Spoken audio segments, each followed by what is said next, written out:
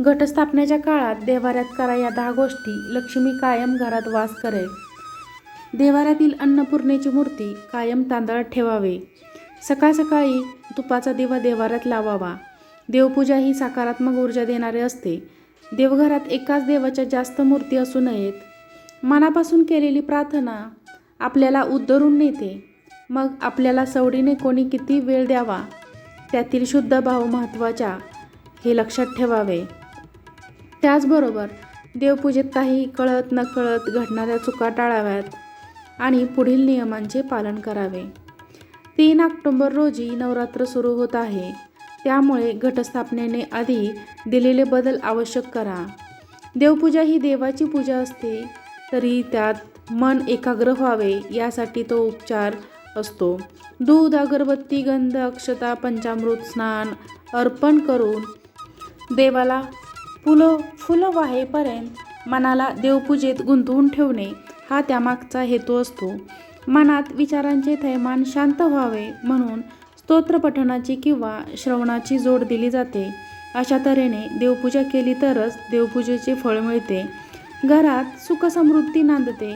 त्यासाठी 10 महत्त्वाचे नियम जाणून घ्या. 1. देवपूजा ही सकारात्मक ऊर्जा देणारी असते. ही ऊर्जा अधिक कार्यान्वित व्हावी म्हणून देव्हारा ईशान्य किंवा पूर्व दिशेला असावा. जर शक्य नसेल तर उत्तर दिशेला असावा. या व्यतिरिक्त देव्हाऱ्याची दिशा नाही ना ते तपासून घ्या आणि आवश्यक बदल करा. 2. देवपूजा करताना नेहमी आसन घ्यावे. देवघर शक्यतो जमिनीवर असावे.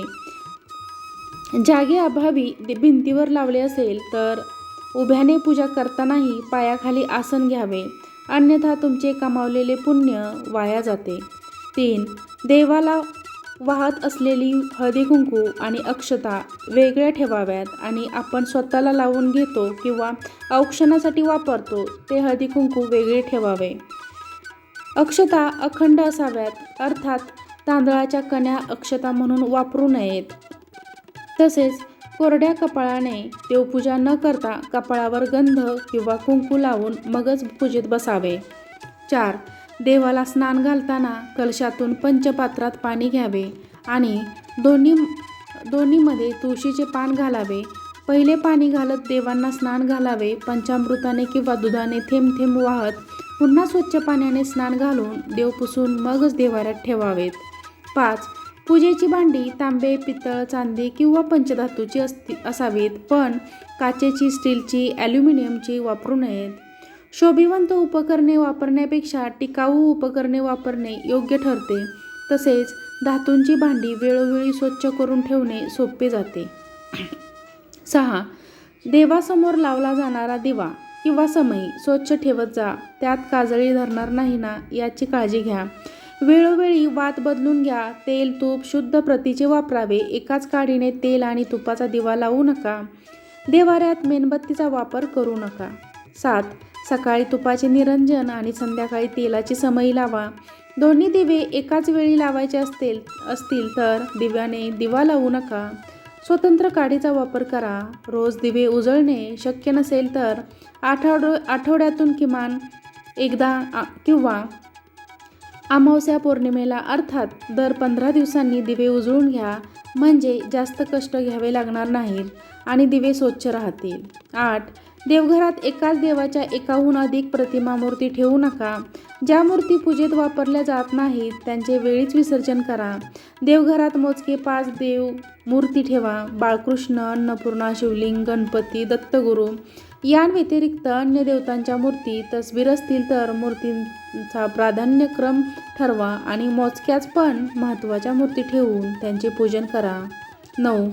देवघरातील मूर्ती किंवा तसबिरी अभंग अर्थात भंग न पावलेली असावी. ज्या मूर्ती भंग पावलेल्या असतील त्यावेळीच विसर्जित करा किंवा त्यांची डागडुजी करून घेणे महत्त्वाचे आहे.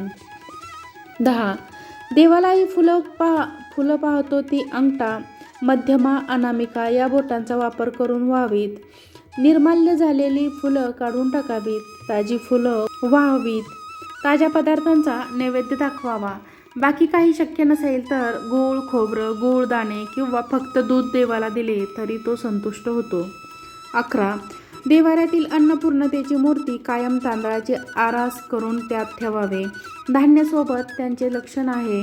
देवीला आपण जे अर्पण करतो ते ती चौपटीने परत करते, म्हणून देवीचे आसन धन आणि धान्याने परिपूर्ण असावे. 12. देवघरातील मूर्ती बरोबर शंखांची पूजा करावी आणि शंखात पाणी भरून ते तीर्थकण शिंपडावे व शक्य तेवढ्या मोठ्याने शंखनाद करावा. त्यामुळे घरातील नकारात्मक ऊर्जा नष्ट होते. 13. देवपूजा करताना शक्यतो स्तोत्र म्हणावे, मंत्रोच्चार करावा, 108 मान्यांची जपमाळ वडावी आणि किमान 1 आरती म्हणत पूजेची सांगता करावी. या सगळ्या गोष्टींना तास 2 तास लागतात असे नाही. थोडीशी पूर्वतयारी, साहित्यांचे नियोजन आणि शुद्ध सात्विक भाव असेल तर देवपूजा येतच पूर्ण होऊ शकते. ही माहिती आवडल्यास व्हिडिओला लाईक करा, चॅनलला सबस्क्राईब करा. धन्यवाद.